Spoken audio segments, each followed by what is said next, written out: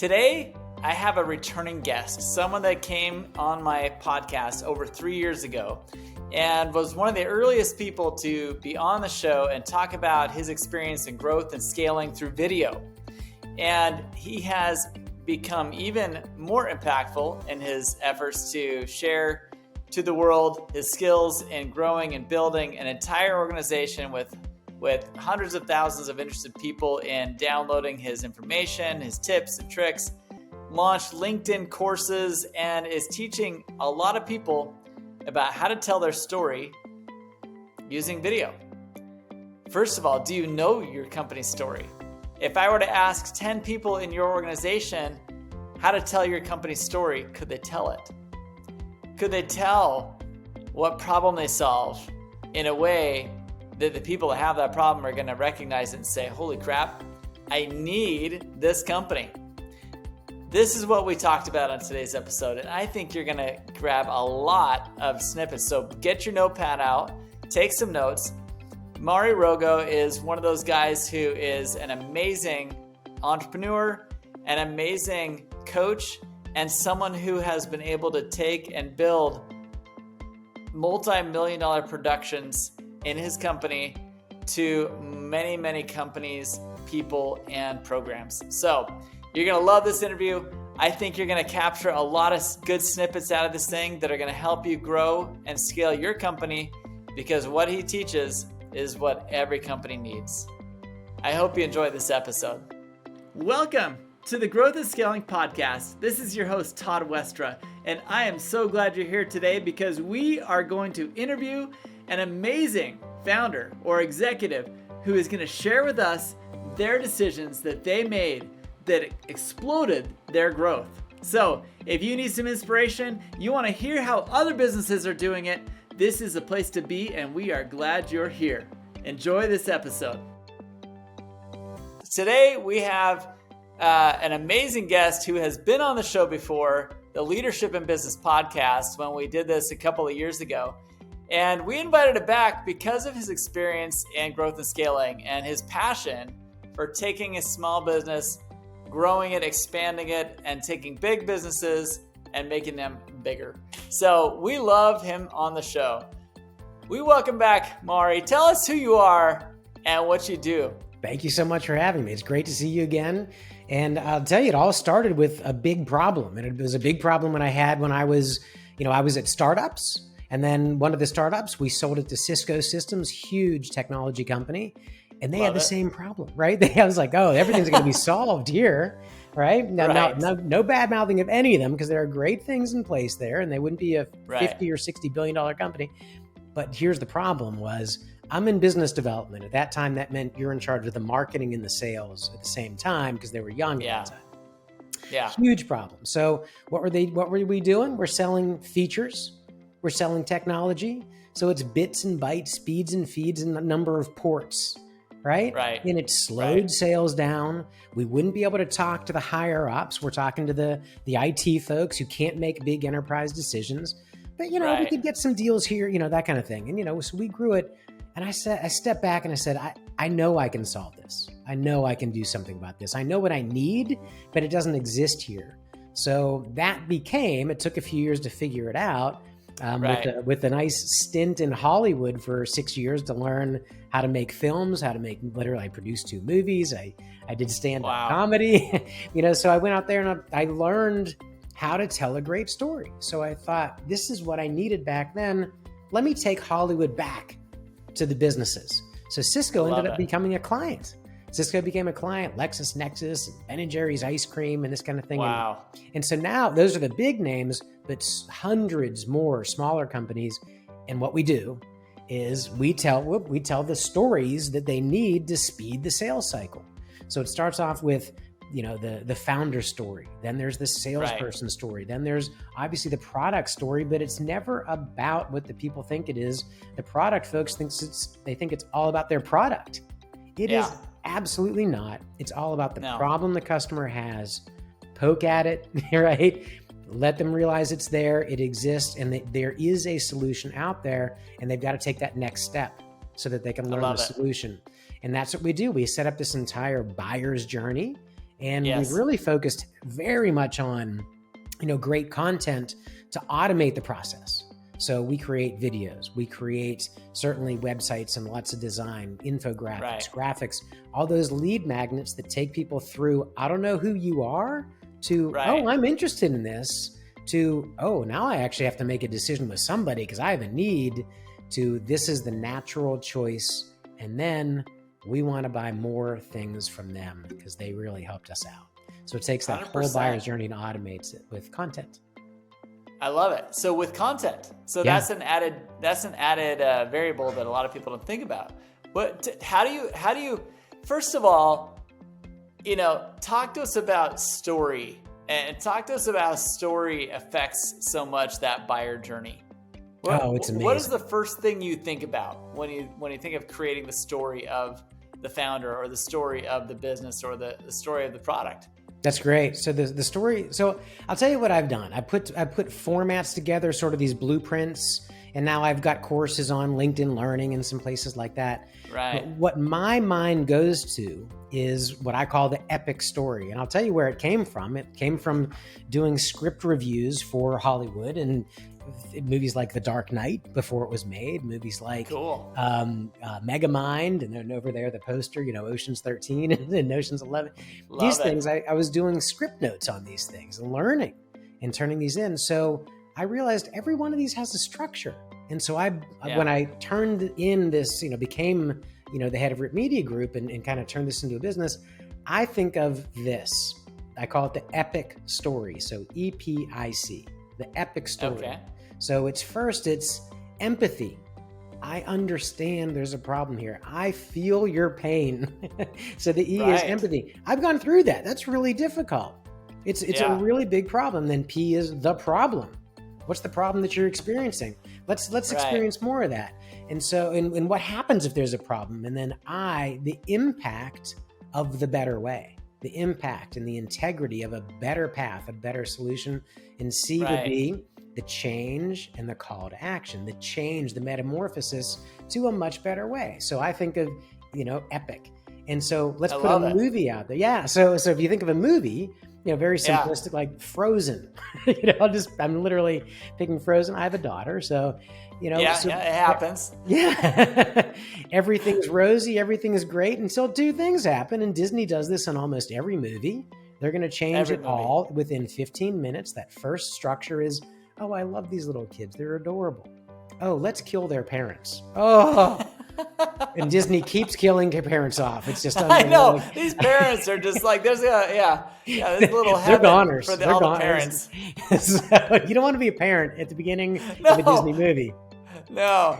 So, but that's also okay. So if you're a business, I understand the pain, the problem that you're putting out there. It could be you putting that out on social media or in your emails or on your website. But there's a problem out there, and you understand it, right? And why does that resonate so much? Why does that attract your client? Because really, we're all about buying into a story of a better life. We're all about that. We're not really buying based on ROI. The financial office, the chief financial officers, chief, marketing, chief technology. Sure, absolutely. They have to make sure the numbers make sense, but they're buying into a story of a better life. They're buying into a story of a better business, which translates to a better life. So if you have a better life, a better place to go, who's the best person or best company or best platform to take me there? So we've been buying into this since, for 10,000 years. Look at the cave writings on walls. Yes, right? yes. They didn't say like, we're going to go 50 feet to the this direction and 40 feet to that direction, and there's a hole. No, it was the mighty bear lives in that cave. There's our problem. Yeah. Right. Exactly. Totally. We need to eat, that kind of thing. So. The second the other caveman sees a picture of the bear, they're interested in the story because they've been chased by a bear. You know what I mean? have felt that pain. Yes, I know that. Yeah. So I love your epic analogy, and I love the acronym and what it stands for. What do you see as the biggest challenge though? Because I I'm a huge advocate of story in marketing, and I'm totally bought into what you're talking about, like 110%. But there's I see a lot of businesses screw this up, and they do it in a lot of ways. But sometimes, like, in your opinion, where should the company solving the problem stand in the story versus the client? So who's taking what roles in the story? Oh, wow. Good for you. You're really digging into story. So I love story. Yeah, it's great. So there's multiple answers. Let me answer it with a little bit more detail, but not, unfortunately not, tell you what, I'll answer it with a story. So, yes. I was interested in switching CRMs, Yeah. And so I was contacted by, it was actually cold, and I was like, oh, this is great. They sort of know, and they went and pointed out some of the problem with my CRM. I was like, oh, they're telling me a good story, one that I really want to move forward with here. Okay, right. I'll accept this 15-minute phone call, which I would normally never do, but I'm in market. So it was great. So I'm top of funnel, and I responded to a cold email because they told me some things that I'm going through. They have empathy in my problem. We get on the phone, and here's where it fell apart for them. The people that were on the other end of the phone started going with what they were taught, which is overqualification. How many people do you have? They're asking me all the preliminary questions to make sure that I'm a good sale, right? Do I have enough seats? Do I do all these things? Now, you have to do that. But to me, they could have done that all in about a minute, maybe 90 seconds with an introduction story. Could have said, you know what, we're so happy to have you here. Typically, we find these problems and we are really able to help companies that are in this spot. 10 to 50 employees, X, Y, and Z, and we've transformed them, blah, blah, blah. Tell me a transformation story. And I'd say, oh, good. You know what? But I'm a little bit smaller than 50 people right now.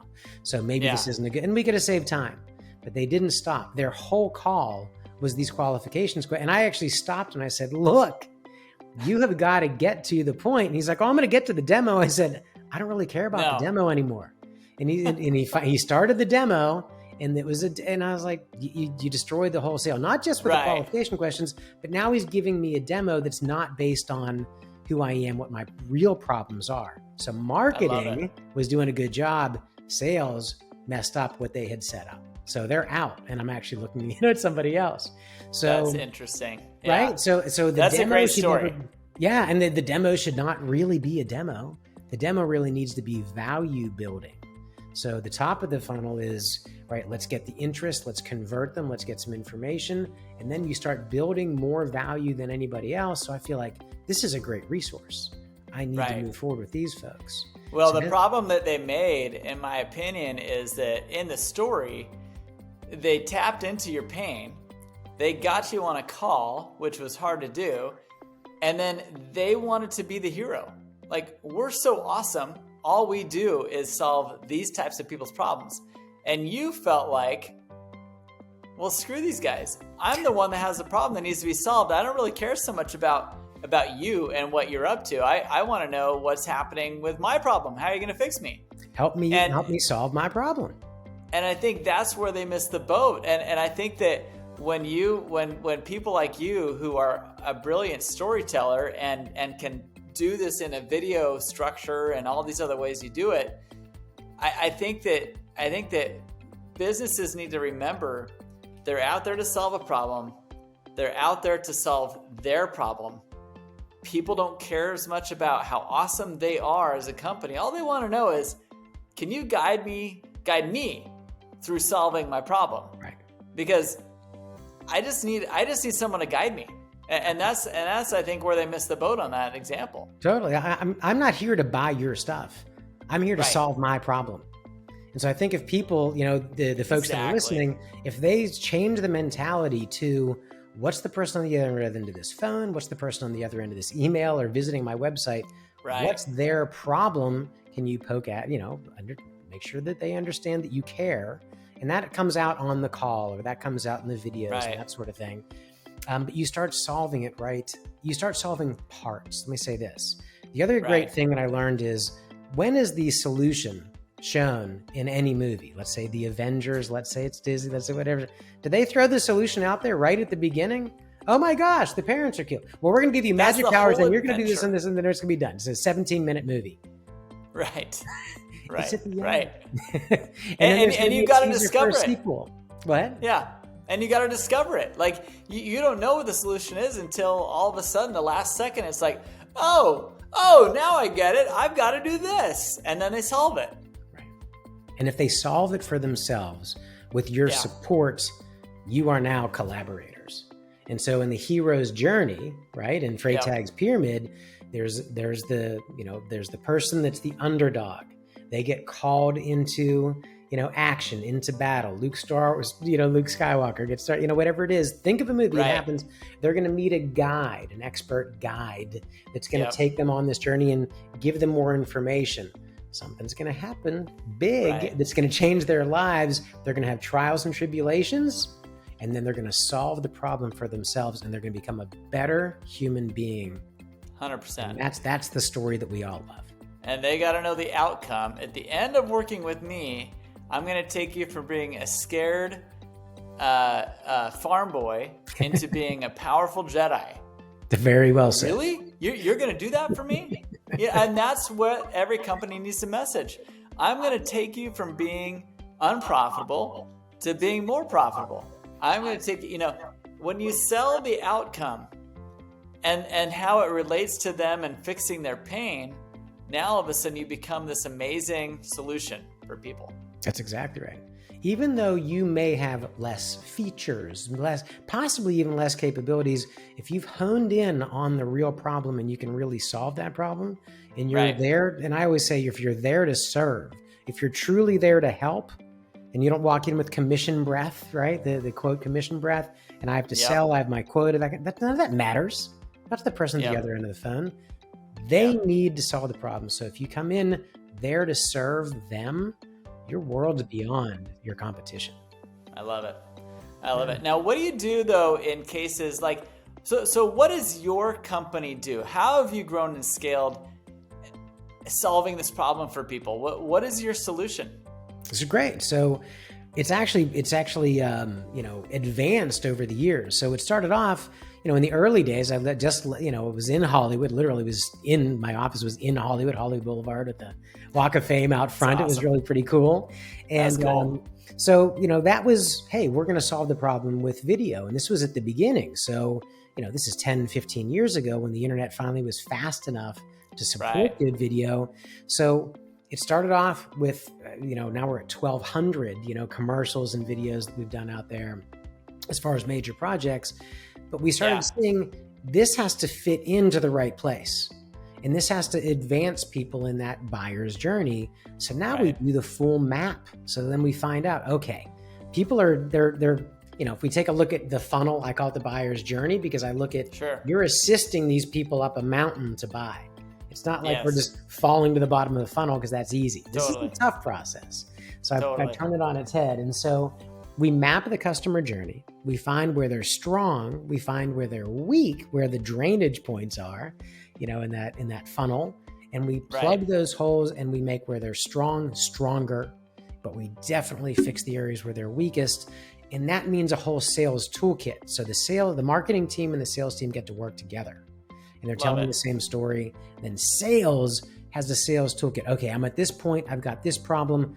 Boom. Now I've got a video that I can send out there. Now I've got a graphic. Now I've got a white paper, whatever it might be. So now they have this library, this arsenal that they don't have to go and customize every single time. We were finding 30 to 50% of a salesperson's time is these admin tasks and creating things that really should already have been made.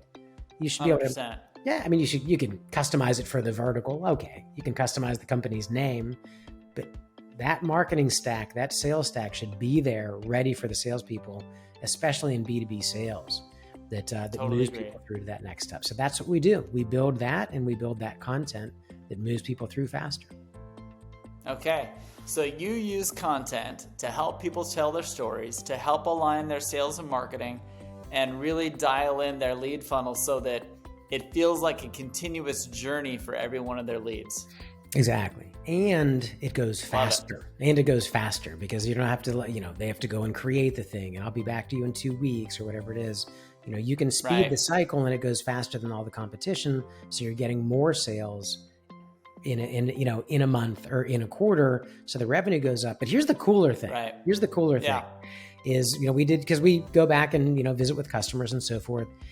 They are selling for more than they were before. So for the company, they're getting more margin, right? They're just able to increase the price. And then they're also getting more repeat customers. So when you add more value, right? Is my iPhone here literally more valuable than the Samsung that's probably $300 less, whatever, maybe $500 less? Nah, it's really a phone with the internet, But I've bought into Apple's story, haven't I? Oh, yeah. Yeah. And so that allows you to charge more. So the companies are seeing higher margin, and then of course repeat sales, and then you're sticky because they're a part of that story. Yeah. I love it. I love what you do. I love the problem you solve. And for those that are listening, if you're trying to figure out what it's going to take for you to scale, this is it. I think that this is like a foundational problem that most businesses have done a poor job telling. And that is the story. And I encourage all of you guys that are listening to this, really, really tune in to this episode and really tune into what Maury's company does, because when you do, you're going to understand that maybe your journey isn't so clear. Maybe you're spending a little too much time talking about yourself. People don't care about you or your problem. Right. They care about the problem you solve for them. And so if you can be the best at being consistent on that story from the first time they hear about you to the first time they refer business to you, they need to know your story and how you help people solve their problems. That's exactly it. And if you map it and you keep feeding that story and solving folks' problems, it's gonna be so much easier. Business really, I think I can say this: business really is easy if you let it be. Most of us are very creative. The founders, are creative. We want to chase the shiny object and this and that. But it really comes down to three things after the big one. The big one is, what's the problem that exists? Can I solve it? Can I solve it well enough people will pay me? Okay. Let's say you have that. Can I get more customers in the door? Can I add more value to those customers? And can I get them to repeat and buy more from me each year? And that I put a whole, this actually was shocking. I put that together in a graphic and a download so people can put in, 8%. I can get 8% more, 12%.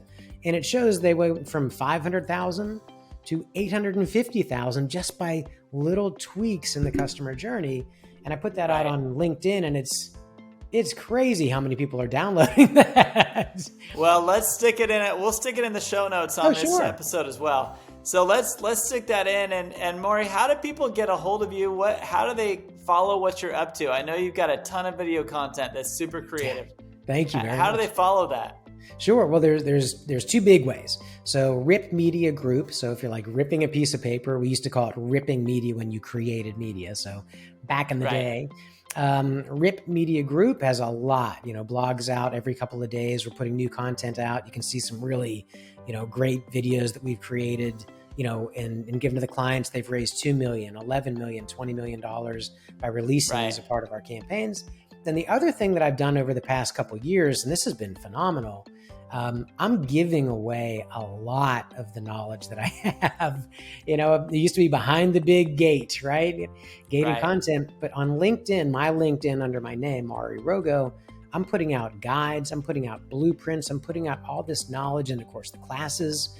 And it's been amazing. So I went from, a few thousand followers, a year or two ago. I have 16,000 followers now because they're in hundreds of people downloading this content. I'm like, this is great because I'm giving it away. Sure, somebody could go and compete with me. But on the other side, people are saying, I can't do this myself.